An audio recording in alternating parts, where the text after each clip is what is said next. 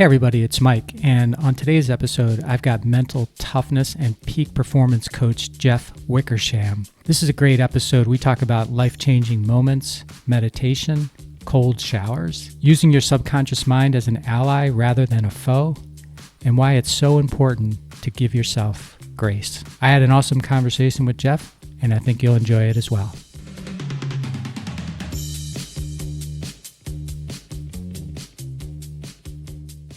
Jeff Wickersham, welcome to the podcast. Mike, thanks for having me. Grateful to be here. So let me tell you a little bit about Jeff.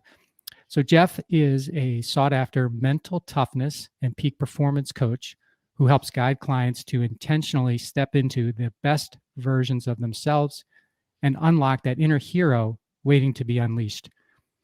And, you know, that's really cool because this podcast, one of my main goals for it, Jeff, is to help people maximize the greatness that's inside of them. And it aligns really well with what you're up to. And Jeff works with leaders, entrepreneurs, solopreneurs, VPs, sales teams, parents. It seems like just about anybody can fit into his system. He is a #1 best-selling author. His book, Rise, Fight, Love, Repeat, subtitle Ignite Your Morning Fire. Tony Robbins Award winner. He's host of Your Hidden Edge podcast with, he's got 300 episodes. So he's a pro. Jeff is a pro. He's a speaker and creator of the 4-step morning fire methodology. Jeff, I start every podcast with the same simple question, and that is, how did it happen for you? So I'm going to take you back nearly 8 years to a seminal moment in my life, transformational moment in my life where unfortunately I had a life event that changed everything. And it was deep searing pain there. I lost my mom to breast cancer. So when you watch the woman that brought you into this world leave this world, it changes you at your core, right? You question everything about life. You understand that life is so fragile. And every single day we get on this planet, on this earth, is a gift. It's not given. And that was the moment that shifted everything in my life. I didn't know it then. It took many iterations, took many, bumps in the road to go through that process. But that truly was the moment that changed everything in my world. It's why I wear the pink wristband on my right wrist to remind myself of my mom and how fragile life is and how today is a gift. And I should be in a state of gratitude. I should be happy. I should be honored like I am to be having this conversation with you, Mike. And it's changed my perspective. It's changed my outlook. It's changed my attitude. And then I did the work on myself after her passing, going down that deep personal development rabbit hole, and I'll never get out of it. And now it's just, how do today, am I a little bit better than I was yesterday? And if I can do that consistently over time, then I feel like I'm successful in life. So this terrible moment that you had, and this terrible experience that you and your family had with your mom, tell me about your mom and her impact on you up until that point. So she was a school teacher for all of her life. She taught aerobics at night, so she was into fitness too. So that's why I probably have a love for physical fitness. She was a positive person, right? She battled breast cancer on and off for 17 years. It came back 3 times, right? And after her passing, I got a letter from a friend that lived in the neighborhood that I grew up with. Basically, my mom had sent her this, this hope poem after she had gone through a difficult time in her life, and she wanted to pay it back and send it my way and just give me a reminder of the woman she was. So she would always put Post-it notes in my lunch or on my mirror, right? When there was a game, I was, had to play football or basketball or baseball, cheering me on and was really, really there for me. So when she left, there was that void, deep pain. And then over time, I was able to transform it into purpose and power. And this thing, Jeff, that this woman that your mom had sent her that she showed you, what did it say? Oh, it was the, with hope, You can basically do anything. It's an adaptation from Charles Sawyer. I should know it off Okay. hand. It says, actually, I have it down to the right of me, so I'll read it. It says, of all Nice. the forces that make for a better world, none is so powerful as hope. With hope, one can think, one can work, one can dream. If we have hope, we have everything. We have hope. We have everything. Mm-hmm. We certainly have the next minute and the next hour and the next day. That's for sure. Right. So you said this was like a seminal moment for you, but you didn't realize it at the time. What had to occur for you to realize how, defining this moment was, losing your mom? Take some time and reflect and really think about the gravity of the moment. I think so many times in life we feel like we're going to live forever. We're going to have all those that we love always around us. And when the finality comes, I feel like life stops and you finally get a chance to pause and say, okay, what's important? What do I truly want to do? What's my purpose? Do I want to continue down the path that I'm headed? And I went through those deep, dark days where I just wanted a hug from my mother. Right. Hey everyone, if you like what I'm doing with this podcast and want to participate in more of the things I'm thinking about and exploring, subscribe to my newsletter today. It's super simple. Just go to 𝙗𝙘𝙧𝙚.com right now, put in your email, and you will get the very next issue. It's short, thoughtful, and designed to inspire, activate, and maximize the greatness in you. I questioned everything was going on in my life, especially my career. And I chose to leave corporate America and go out on my own. I started a gym locally. And then what organically grew out of that was mental toughness and peak performance coaching. And I wouldn't have had the courage, or it would have taken me much longer to build up that courage if it hadn't been that moment of losing my mom and knowing how fragile life is, right? That gave me that kind of push off the cliff to say, hey, we might as well jump with both feet because tomorrow is not promised to us. How are you going to live today? What impact do you want to have? Right. And so this was, I gather, a change that you had been considering for some period of time, and maybe, you had this. I'm always intrigued by people who've, done really well in the corporate world, and their futures, like, at least on paper, Jeff, the futures look really bright, and yet there's something that's inside that's desiring a change, but it's just difficult it can be difficult. So how long had it been inside you, and what really gave you the courage to do it? I mean, I get the reflectiveness, but people do a lot of that, in their lives, and then they just stay doing what they're doing. So different. Yeah. So a couple things. One is I had been considering it because I was a CrossFitter before I opened up my own gym. Okay. I knew there was an in-between between the kind of wear and tear that athletes get when they're competing in CrossFit, and I competed in events and did things. So I took it to a pretty extreme level versus the local LA Fitnesses, Wise, Anytime Fitness. I knew there was a in-between point there. And I was tossing that around. Obviously losing my mom was very painful, but then I also had a reorg happen in my company where we were virtual, and I either was going to interview for a new position or I could relocate to New York or Arizona. And you know what? I said, here's another sign of I've got a different path that I want to chase. So, obviously losing my mom, have it in the back of my head, and then either interviewing or going someplace different. I wasn't going to, because I've got 2 young boys, wasn't going to uproot my family. I said, all right, that's another signal. It's time to move, time to jump. And how is your dad? I'm assuming he's still around, but I don't know that for sure. So. Yes, he is still around. So he's doing great. I mean, I shut down my gym after COVID and jettisoned that business, but he trains with me a couple times at the house, and he's 76 years young. So he's doing great. And I give him credit because I always like to go back to Shawshank Redemption, right? You either get busy living or get busy dying. And luckily for us, he said, I still have life to live and I want to live it. And he's doing that. So, well, congratulations to your dad. That is fantastic. I love that.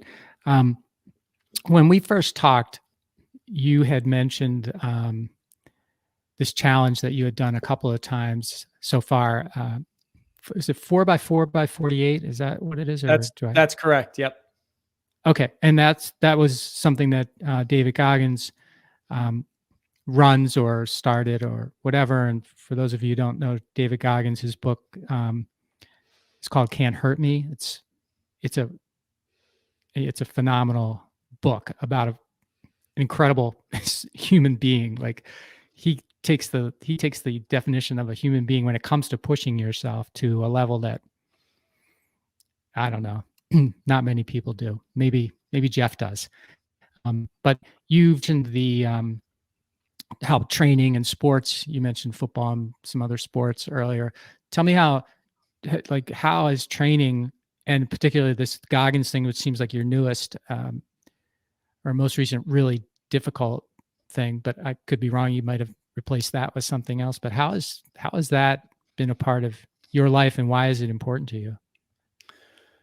It's important to me because, one, I was a shy, introverted kid growing up. I still remember my late mother told me a story, like when I was 6 or 7 years old, I wanted to go to a buddy's house and play, and I wouldn't go without her, right? So I was this shy, introverted kid where sports gave me an avenue. I was excelled on the football field, the basketball court, the baseball field. So that gave me an opportunity to grow out of my shell. So that's probably why I've always enjoyed them, always been a part of my life.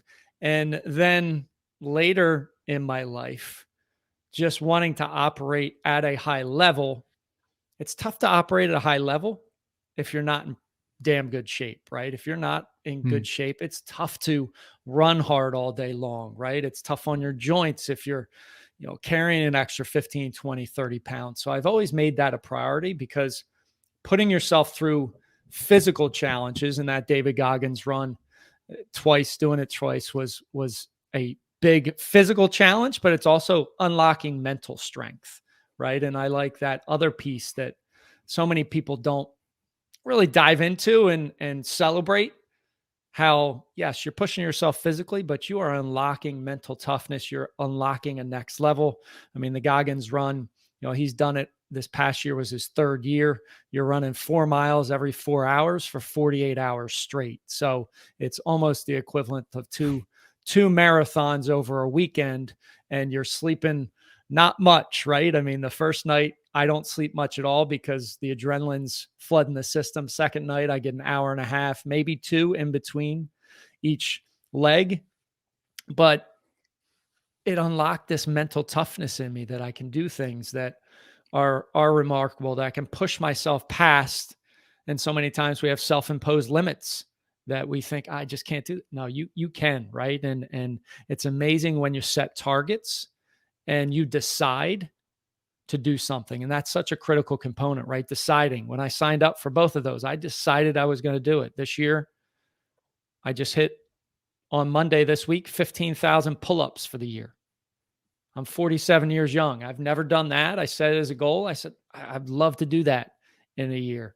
Setting that target, deciding, and then chunking it up so you can do it on a daily basis is amazingly powerful. So I just love the physicality of life. And so many people aren't in even good shape to be able to run real fast. And then they wonder, why am I not getting the results that I should be able to get? Well, you're not in great physical shape. If you're in great physical shape, you can run fast, you can do things, you're not fatigued, you can bounce back quicker. It equates to, being able to run fast and do amazing things in life.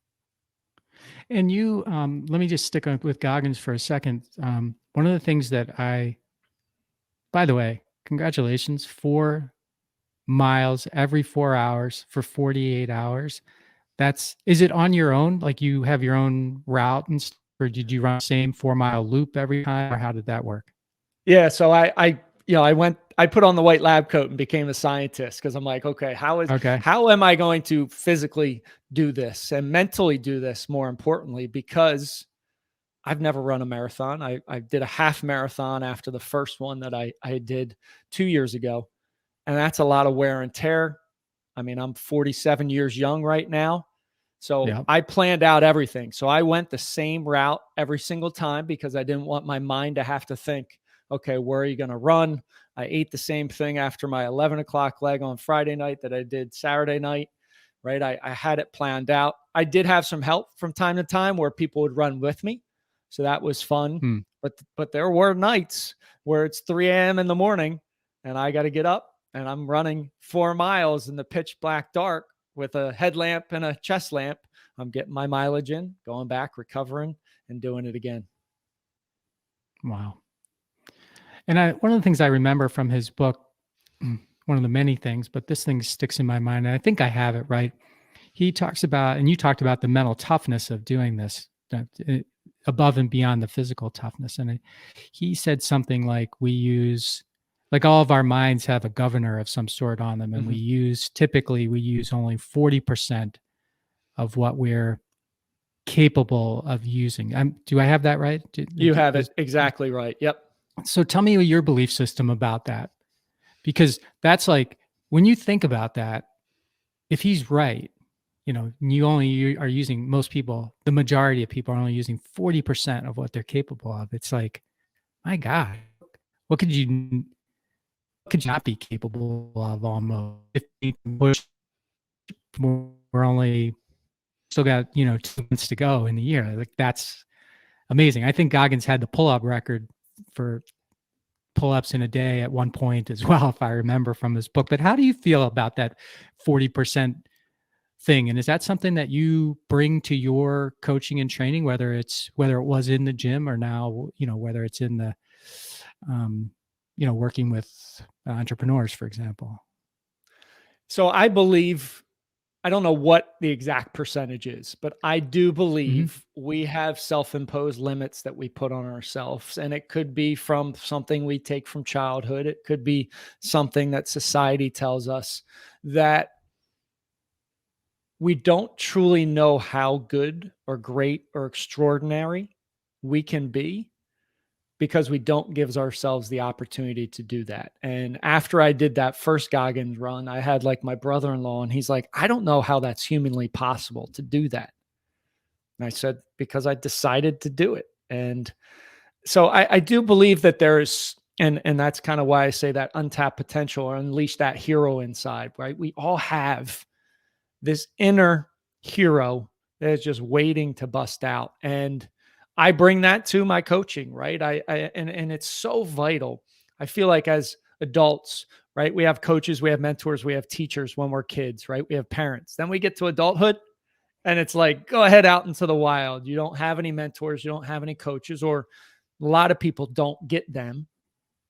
And that's why it's so vital to have them, or even a mentor, in the equation, because they're going to tell you and they're going to encourage you to do more than what you thought is possible. And that's where you tap into that. Hey, we're only going at 40%, 60%, 70%. The one thing I will say though, and I had this discussion with one of my sons a couple of weeks ago because he was frustrated. He was lifting in the garage and he wasn't hitting the weights he was used to. And I said, sometimes you're only going to be at 70%. Maybe you didn't have a good night's sleep. Maybe you ate crappy the night before. But as long as you go 100% at 70, that's a win. And sometimes you just have to accept that, right? Because it's not a straight line upward trajectory. Sometimes you're going to have dips. Sometimes things happen. So that's another thing to just take into the thoughts of operating at 40% or not being at 100. But to answer your question, there is more inside of us, but many of us don't give ourselves the opportunity to tap into it. And that was really interesting what you said to your son, to give 100% of 70. Or so what does that mean? Like, if you said that to me, what would you want me to take away from it? Forgiving myself, being okay that I'm not at 100, but I'm still working hard and I'm giving it everything I have, or is it something else, Jeff? I'm just curious. Yeah, I would say giving yourself grace, right? And I love the Oh, word grace. grace Okay. because so many times we beat ourselves up. And that was an example of him beating himself up. And I used to do this all the time. Okay, I didn't do what I did 2 days ago or 2 months ago. What's wrong with me? Well, you're not going to get anywhere when you're saying what's wrong with me. I would say just get curious, right? Okay, why put on that white lab coat again and say why did it happen? Was my sleep dialed in? Was my nutrition dialed in?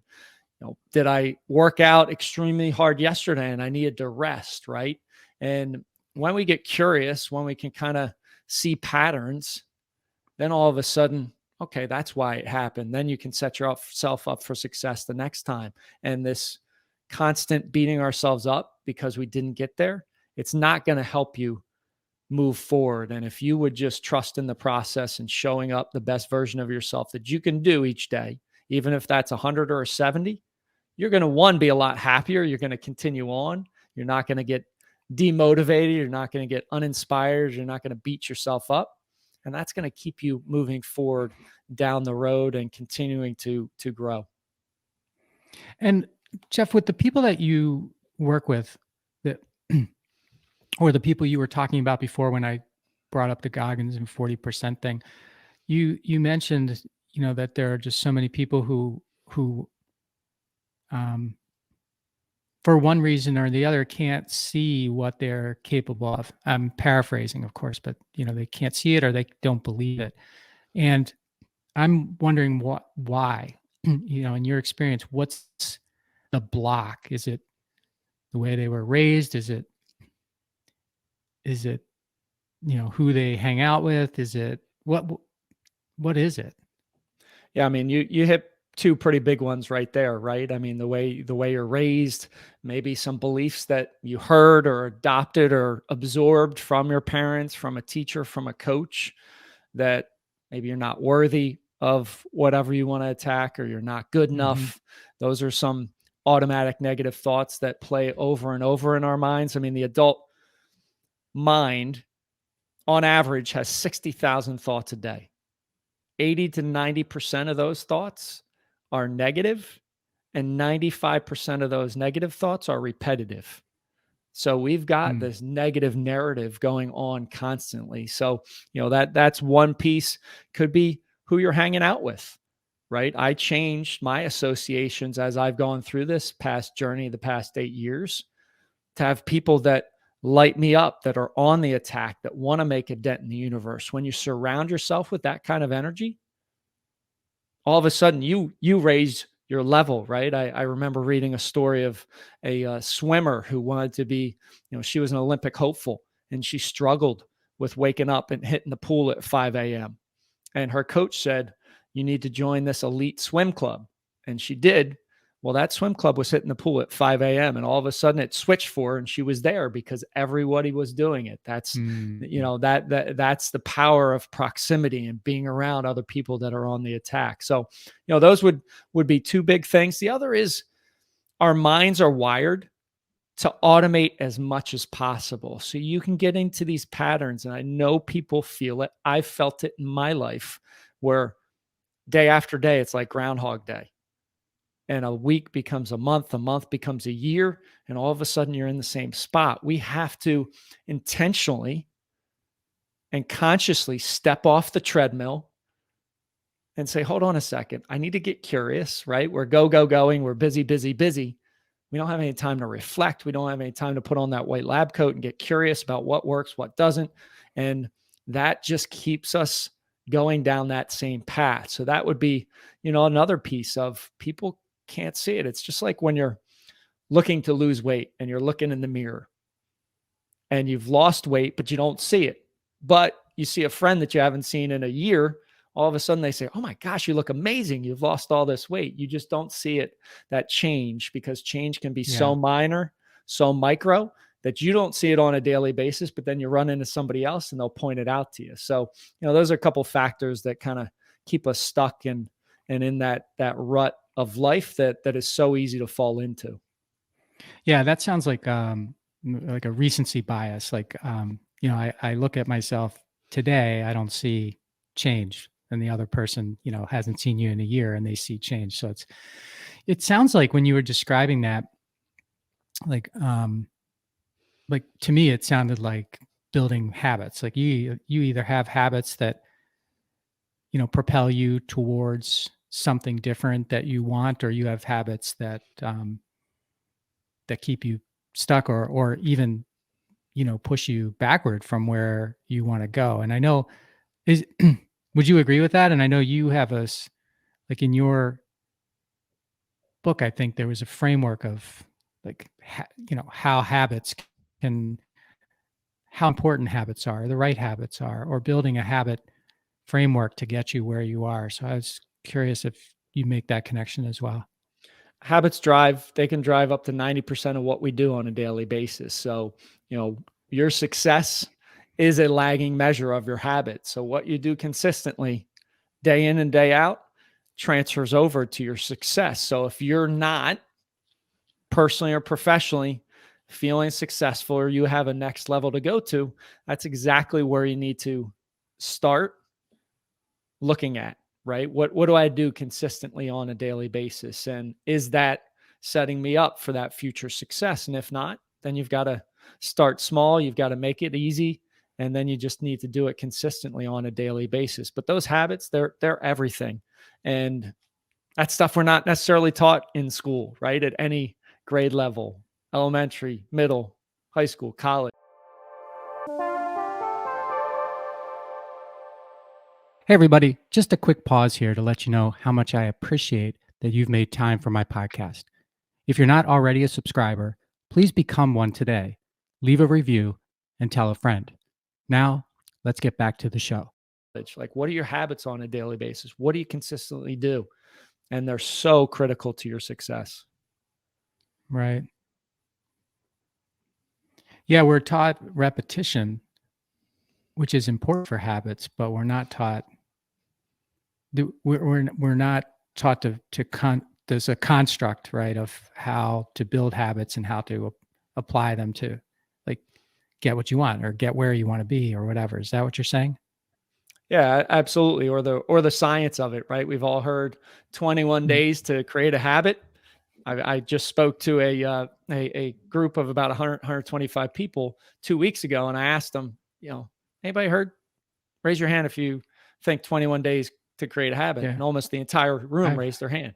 I've heard it. It's not the case, right? It's anywhere from 21 to 67 days. Neuroscientists have now proven that out. So it's no wonder why the third week in January is the most depressing week of the year, because everybody gets to 21 days. They think they've made it. It's going to be easy. And then the majority of them fall off the wagon on the things that they're trying to do in the new year, and everybody's depressed. Where if you were actually equipped and aware of the knowledge that it could take 3 times as long, could take 67 days for me to do it, or maybe even a little longer. You never know. There's those outliers. Then they'd be more equipped to being successful. And that's such a key component, is having awareness of how much of our days are habits, how many negative thoughts we have, and then how long it's going to take, right? And those science, those statistics, I love those because it gives people clarity. And when you have clarity on something, then you can say, okay, I can make a change. And I'm glad you brought the negative thought thing back up again, because I wanted to ask you when you first said it. That is like, that's subconscious. These thoughts, that's like amygdala type stuff, right? That's like fight or flight stuff we're just born, we're programmed to have those 80 to 85% of the time. Is that correct? Is that your understanding? Yes, because we still have that caveman brain, right? That thinks there's a saber-toothed tiger out there ready to kill us, and anything that might be negative or perceived as negative by the mind, all of a sudden our fight or flight system kicks in. As well as, when we feed it negative, and that can be social media, it can be the news, right? Almost everything on the news is negative, because they know our minds have a negativity bias, right? Meaning that anything that is negative or perceived as negative is amplified 8 to 9 times more than a positive emotion. Why? Because it thinks it's a saber-toothed tiger. It wants us to feel it and trigger us into that fight or flight so we can survive. That's why I don't watch the news, and I recommend all my clients like avoid that negativity. But so it is wired in us. And then the question is, what can you do to feed the positive dog, right? We've got a negative dog, negative wolf, positive dog, positive wolf. And I love just feeding it from the moment you wake up in the morning with quick wins, and then with just positive self-talk, positive videos. There's so many things out there that you can do, but it's a practice. It's a habit, just like we were talking about. And unfortunately, so many people's habits are, hey, I'm going to check my phone, check my emails, check my texts, check my social media, check the news. And then they're triggered, and all of a sudden they're in that constant state of fight or flight all day long. And it's no wonder why anxiety, depression, stress are all at all-time highs. Yeah, and I think along those lines, if you want to build habits, different habits than what you have, it takes focus. And when you are allowing, whether it's the news or whether it's notifications on your phone, into your life at any time, whenever these inanimate things decide to ping you, you take it and you pay attention. And I think to myself, well, that's like the worst way to be focused. It feels to me like if I want to make progress on a habit, I need some focus. I need to commit to it. But it's easy for me not to commit, right? Because I can say, well, I'm committed, Jeff, but the phone, the thing went off, or, did you hear what happened or whatever? And it just takes you, it's just an excuse for you not to do things, but it robs you of your focus, right? And it's hard just like humans can't control if subconscious thoughts they have for people, they also have a hard time shifting between things, right? You have to sort of stay on something in order to get real focus and make progress on it. No, so speaking of habits, I 100% agree. I mean, that's one of the reasons I've had for the last 4 years, I have my phone on do not disturb every day. So very, very rarely, unless I'm expecting a phone call, will my phone be off do not disturb. So I never get pinged with a message. I never get notifications on social, never get pinged with an email, because my life, from my experience of living in my life, is more important than somebody else's priorities. And that might sound selfish, but I will get to yours when I have time. Right. And taking it's just like that analogy of, when you get on an airplane, what do they say? If a cabin depressurizes, take care of yourself before you can take care of others. We are not taking care of ourselves because we think it's selfish. But what is happening is we're not being able to show up as the best version of ourselves for others because of that fact. And I always tell people, when you take care of yourself, it's actually the most unselfish thing you can do for your loved ones, because you show up so much better for them. You have more energy, you have more focus, you're more patient, you're more kind, you're more grateful. So it's an incredible shift that you can make. You're like playing right into my hands here, Jeff, because my book's been out for about a year. It's called Owner Shift. You've mentioned shift a number of times, but the subtitle to the book is How Getting Selfish Got Me Unstuck. And I'm a huge believer in being selfish, but not in the way that it's typically defined. It's typically defined as being like narcissistic, being egotistic. And that's not how I define it at all. I define it as, if I'm going to be a leader for someone, if I'm going to be an example for someone, I have to be really clear about who I am and where I'm going. And the only way I can get there is with selfish focus, right? I need to spend the time, whether it's on my mind, my body, my thoughts, whatever, on, understanding where I'm going. Because if I don't do that, I'm not going to be effective helping anyone else. Not as effective, that's for sure. Thanks for playing into my hands there. There you go. No, I 100% agree with you. I mean, I love that. I love how you mentioned that. I mean, it's so, so true. And I wish more people would listen to what you just said, take it to heart and say, you know what? Go in the mirror and look at themselves and say, it's time for you to be the best version of you. And I love you that much that I'm going to Right. do that.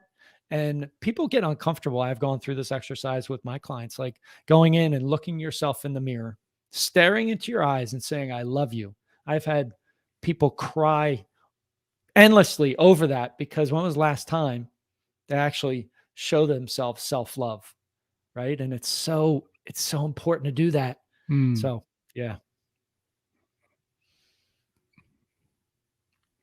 So speaking of habits, I want to get back to something I sort of mentioned right at the very beginning, which is the uh, um, ice bath or cold shower thing. You've been doing both of those for, I think, somewhere like around 1,500 days or something like that straight. So I want to ask you two things. Why? Mm-hmm. That's number one. And two, getting back to, like, 60-day one, how long does it take to lose it in your experience? Like if you stop doing it, I asked that for a particular reason, but I want you to answer your those two questions if you don't mind. So why the ice baths and cold showers? I was just looking for another way to up level my skill as well as to start conquering my mind, right? We talked about those negative thoughts, those subconscious thoughts that occur regularly. And Mm-hmm. I found through going into the ice, I found through going into the cold shower, and I'm up in the northeast part of the country, so it gets very cold in the winter. Those cold showers are cold. The ability to stand there, feel the cold water, my mind to say, you're freaking nuts, get out of the shower, don't do this. And for me to consciously say, I'm going in there whether you want to or not, follow me, I'm going. That is a mindset rep. That's a courage rep. That's a powerful rep to get in from a mental perspective.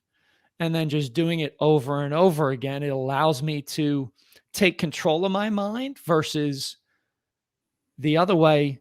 So many times it used to happen in my life, and it might happen for a lot of your listeners, is your mind is controlling you, right? And if we can flip that, it's incredibly powerful. You know the thoughts and you can be aware of them.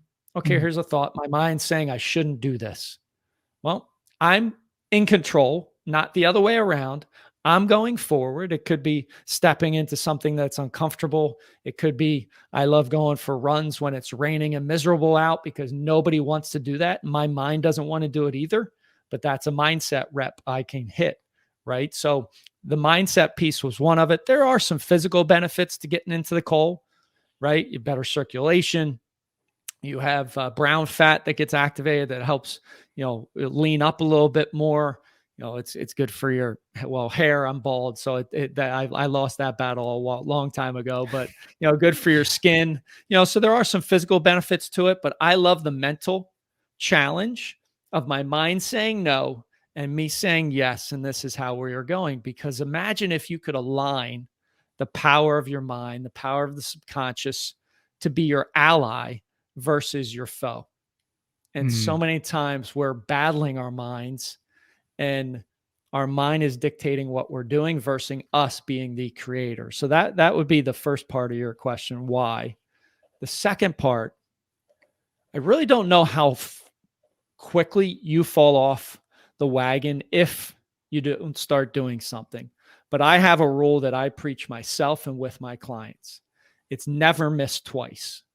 You can miss one day, but never miss twice, because 2 becomes 4, becomes 8, becomes 16, and then you're just completely off. So, I don't know how long it would take for you to completely fall off the wagon, but it's okay. Life happens. You can miss one time, but if you have that mantra, never miss twice, and you get back after it again, you're going to keep going down that path rather than losing all that momentum and have to start again, right? Because when we start, it's just like the space shuttle lifting off, right? We've got to use so much. There's so much energy used in getting that space shuttle and the rockets off the ground. It's the same thing in anything you start. So, as the train's rolling down the tracks, you miss once, it's still going. So jump back on the next day, because if you miss again, that train's going to come to a halt, and then you're going to have to expend so much energy getting it moving again. That reminds me, there's a sign at the boxing gym I go to, and it says, you miss one day, you know it. You miss 2 days, your opponent knows it. You miss 3 days, everyone knows it. Wow. I like that. Yeah, that's pretty good. Yeah. That's pretty good. So your book, which unfortunately I did not get a chance to read because we just connected last week and I just didn't get to. I usually love to read the books before I talk about them, but the title, Rise, Fight, Love, Repeat, where did that come from and what does it mean?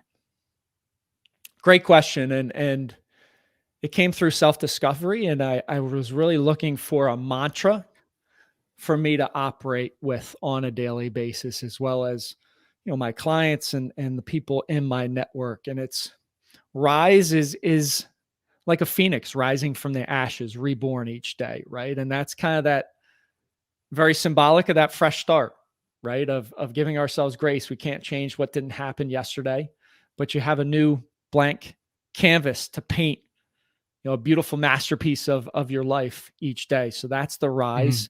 The fight is bringing that dog fight mentality to your life. And so many people are not bringing that tenacity, that grit, that energy, that fight to their physical fitness, mental fitness, nutritional fitness, career, personal lives. You've got to fight for what you want. And too many people are in that comfort zone. They're in that between that 68, 72 degrees, and they never get out of it. And they're just kind of sliding through life. So we've got to fight for what we truly want, desire, believe we can get. Love. We talked about love a little bit, right? Self-love, loving yourself most importantly. Then you can love all those around you. And the repeat is just the repetition, right? That consistency.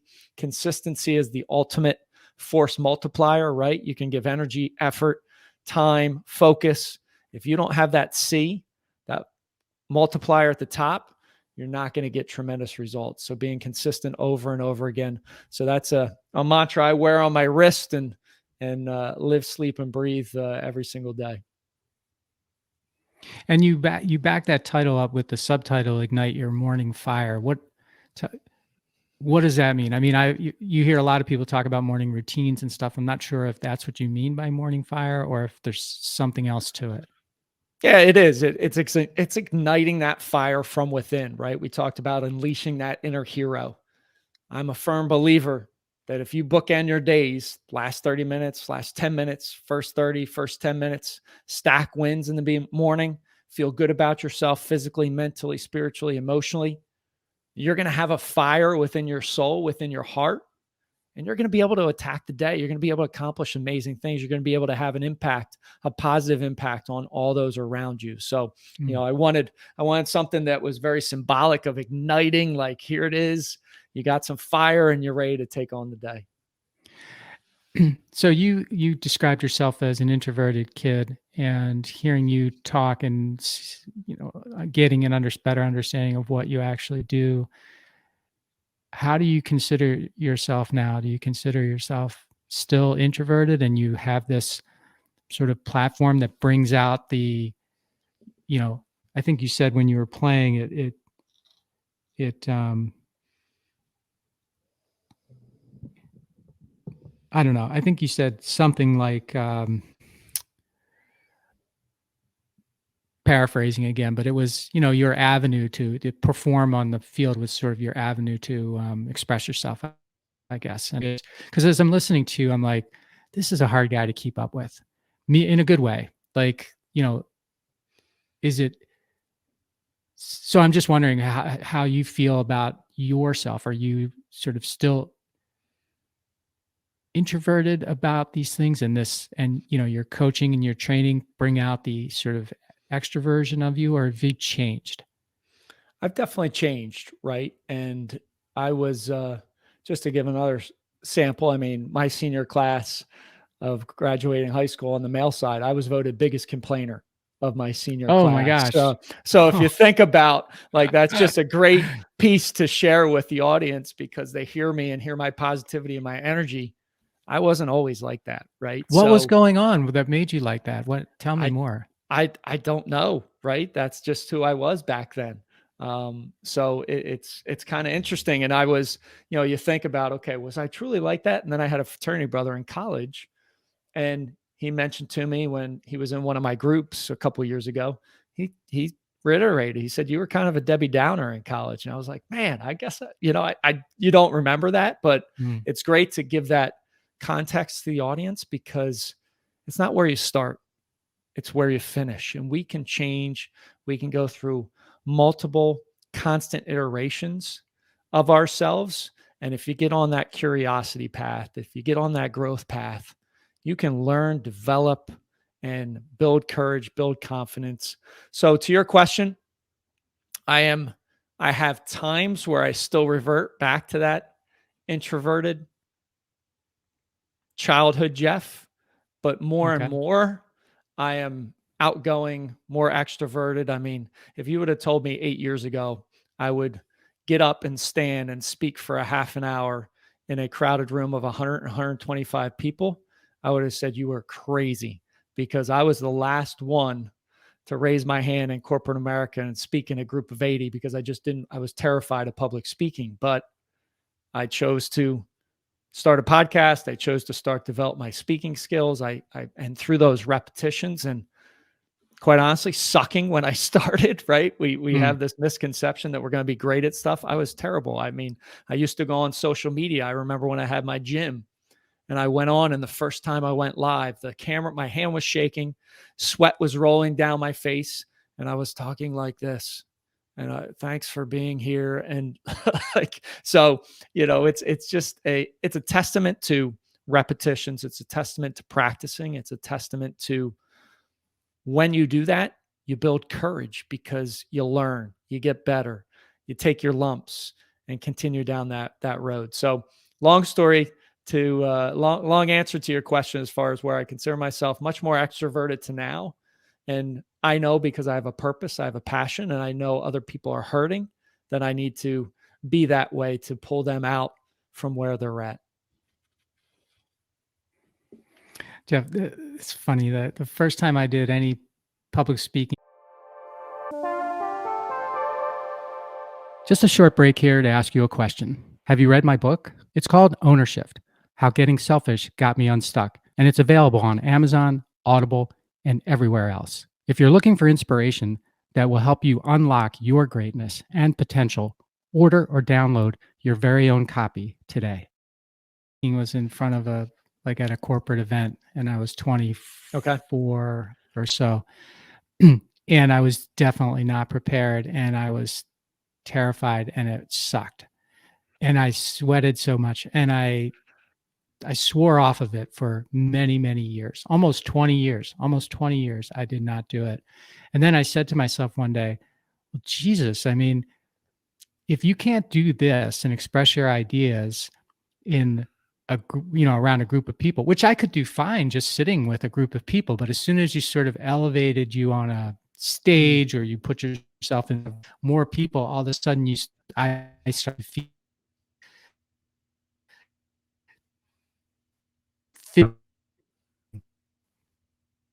like, I don't know, I got trained. I felt so dumb. I felt dumb. I felt dumb not being able, or not having the confidence or whatever to do it. And yeah, I waited like way, way, way too long. So did you get there just by repetition? Because that's amazing if you did. Um, I did. So, having, okay. I've had multiple iterations of the podcast. I've done over 1,400 episodes of a couple, podcasts that I've had. I mean, going live on social media, doing those repetitions, filming videos. I mean, the past 6, 7 years, I've done that so much that I was able to work on my speaking skills and craft a message. And then I did go to a Toastmasters, right? Like I went Oh, to a so did I. Toastmaster, Yeah. local Toastmasters, and the process there is they say, all right, new people, you got to come up and speak. And old Jeff would have been the last one to raise his hand. And Mm. this kind of goes back to that cold shower, right? Of the mind saying, don't do this. Well, they said, all right, who wants to get up and speak? First hand up. I was like, I'll do it. Right. And just doing that, I celebrated that on the way up, got up, spoke, and was feeling much better. And it's amazing when you just stretch yourself a little bit out of your comfort zone, how that can unlock and untap, like we talked about Goggins 40%, that Right. untapped potential that you have inside, that so many times you let your mind stop you from getting into and uncovering. And 1,400. So I had said 300 at the beginning. So maybe 300 of your hidden edge episodes of that, and you had done other stuff. 1,400, and you started like around the same time I did. I think like in 2018 or something. I think you told me, right? Yeah, it was about 4 years ago, and I didn't interview any guests when I started. So I said, all right, how do I get better at this? I said, I'm going to do a daily episode for an entire year. So I did 365 straight episodes, release one every day. And that, again, repetition behind a mic, nobody can see you. All right, Yep. that works for me. So I was going to ask you about like to explain what your podcast is about, but so I want you to do that, but I also want you to you do both. You still do both solos, and you have conversations like the ones that we're having now. You have people. I'm wondering how you determine or choose, what you're going to talk about on solos versus, like who you're going to have on, because I've been doing that too. I do one solo a week and one conversation like this. But for most of the time, I didn't do any solos because I didn't think I had anything to talk about, just myself. So I'm always interested in what goes through the creator's mind when it comes to, how you want to put your podcast together. Yeah. So from a solo episode, I'm just always grabbing something that happens in my life, or a lesson that I've learned from it, or an experience, or something happens where, hey, I either get a rep in from a mindset muscle perspective, or, it's relevant to just being a human being and going through those trials and tribulations. So I always have notes in my phone, and I'm always just jotting down ideas for different podcasts. That's how I've been able to create so many. And I feel like that people can resonate with that, right? Because it's true, it's authentic. It's, hey, life's not perfect, but here's something I learned from a lesson or some experience I've had, and hopefully that can help some people. And Your Hidden Edge, the podcast, is all about sharing those edges that I've found in my life, and then interviewing guests that have an edge that has created a success or a pathway in their life to stretch the frame of reality for other people. Because so many people, when they're not exposed to it, they don't know it's possible. It's just like, Right. Roger Bannister, the 4-minute mile. Nobody thought that was possible. Once it was done, within 2 weeks, 3 weeks, another guy broke it. And now we have high school athletes that are breaking the 4-minute mile, right? So if we're not exposed to new ideas, new thoughts, new ways of doing things, we're going to stay in that same lane. So that's really the overall goal, is to stretch that reality of my listeners and uncover maybe an edge that they have. And when they can see that piece of gold underneath layers and layers that they might have, all of a sudden their life changes, and they're on this constant, never-ending quest to be the best version of themselves. And I feel like that's the most powerful place to be in life. And give me a little bit more about this concept of edge. What do you mean by that? Well, so many people, society, parents, coaches, teachers, our upbringing, maybe our social circles now, we just have limitations. We have layers upon layers on top of us, and we haven't thought about, hey, what are my strengths? What can I lean into? It's just, we talked a little bit about like somebody else externally saying, hey, you've done amazing things. Like we're not exposed to it enough lean into it and say, hey, I need to go this route. Like, this is my strength. I should lean in and run with this. Like, my hair's on fire and I'm sprinting towards a lake. So it's really just making them aware. And when you have an edge, hey, that means you can compete in life, and you can win at a lot of things in life. And I feel like that's just a nice concept to think about. I like it. I like getting to the edge. Like, I like how you talk about it being, oftentimes covered up. I also might look at it and be like, well, your edge is rounded. You need somebody to come in here and chip it back, so it's like an edge, right? So you really, you're not discounting it. Like, so many people discount their edges or their greatness, right? It's like, oh, everybody's the same as me, and nobody's the same as you, It's just a matter of, I think you're right. It's a matter of, there are very, very few people who can consistently see their edge and keep it sharp, like, by themselves. I would agree with you. And I would say I suffer from the same thing, right? It's human. It's the human condition. And if I do it, I know I've had guests on my podcast, they do it. We all do it. Then there's nothing wrong with you, but you said it. There's never going to be another you in the history of the universe.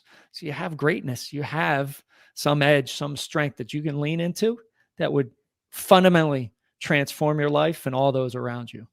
Right. Awesome. Well, that's a fantastic place for us to end, Jeff. It's really been great talking to you. Thank you so much for being on the show.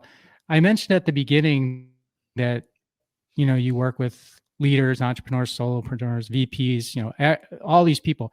Who should contact you if they want to work on their edge? Someone that has this itch on the back of their neck that they can be more, have more, do more.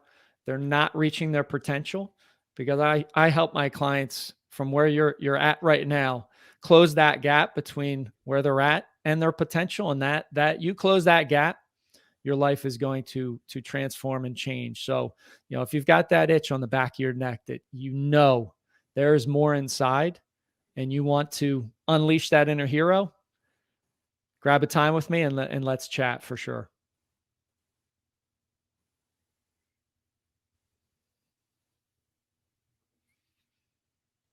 Audio out there for a second. Did you say where to go? I didn't hear that. I didn't. So they can go out to themorningfire.com and grab a time with me. All right.